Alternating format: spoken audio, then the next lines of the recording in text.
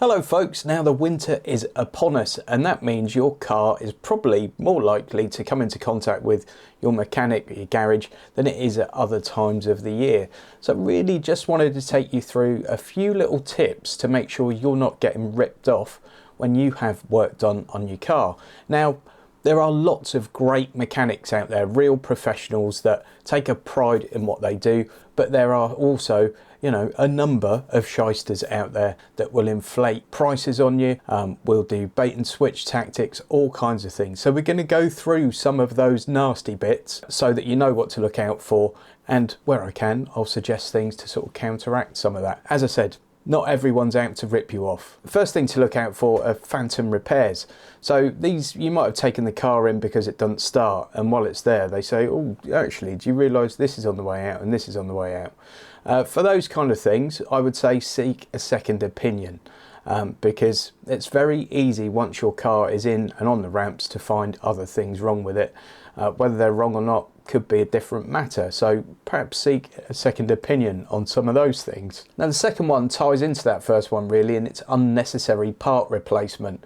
So this is where the car goes in, that you get told that it needs new parts for this, that or the other, and in fact it may have been something quite simple. It might have been an electrical issue that's been solved by changing a fuse, but instead they tell you that it needs a new ECU or a new CAN bus or some random thing. Once again, I would say if it's something you're not sure about, seek a second opinion before you push on with repairs, and you can always ask to see the used part as well. The next one is inflated costs and overcharging. What we mean by that is, say for example a job's going to take 3 hours and they then charge you 6 hours labour for it. And also check their labour rate. I mean, you can find labour rates from sort of 60, 70 quid up to 200 quid and above at some main dealers. A quick Google can help you on both these fronts. Say you need a clutch changing on a 2005 Ford Focus petrol, Google it, see how long the job takes, and then find out sort of roughly what a good labour rate is for that particular job. And once you know what you need doing, you can also always ring around some other garages and see what they might be looking to charge you. But I would say just don't authorise repairs until you're happy that that price is a fair one. The next one is where they use substandard parts but charge you for full sort of OEM parts. So for example, you might go into your local garage, or you might have a mobile mechanic comes out and they charge you for a set of Brembo discs and pads. In actual fact, they might have gone onto Euro car parts or something and got the cheapest possible compatible discs and pads that they could find and put those on. Now the difference in the cost of cheap parts and OEM parts or top brand parts can be huge. It could be 2, 3, 4, even 5 times more for the top branded parts versus the really cheap stuff. Sometimes you can get away with it with certain things, but with some things, particularly things like brake pads, cheap ones are going to wear out a lot quicker than the top branded ones in general terms. So the important thing here is to make sure you're getting what you pay for. So what I would do is explain your concerns to the mechanic and just say, you know, I need some evidence that you're putting these parts on. And if it's something you can physically see, try and find the manufacturer's name on the part and make sure that matches up with what's on your invoice. A more difficult one is oil. You know, they'll often charge you for something like full synthetic castrol or something and put something else in.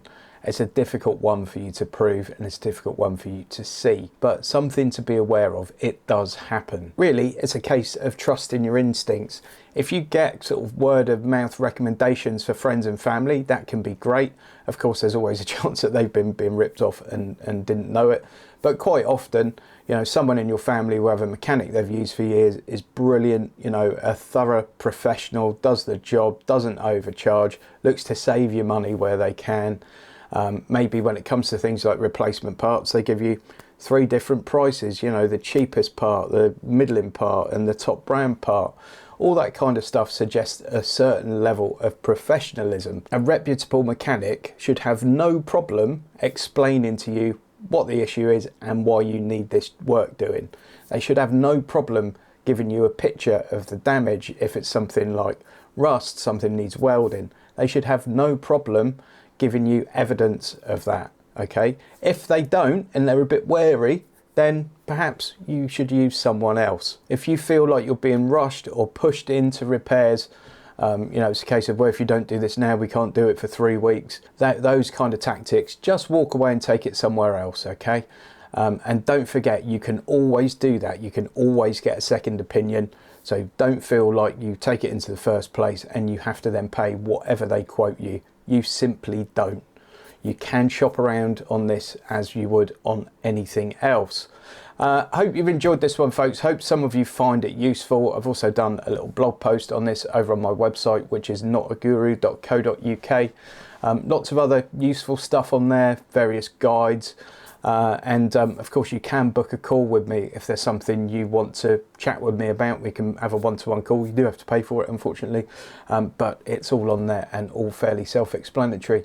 Don't forget to follow me on social media as well, on Instagram, on Facebook, on Twitter. Thanks ever so much for watching. Please give this one a thumbs up. Please subscribe if you haven't already done so, and I'll see you on the next one.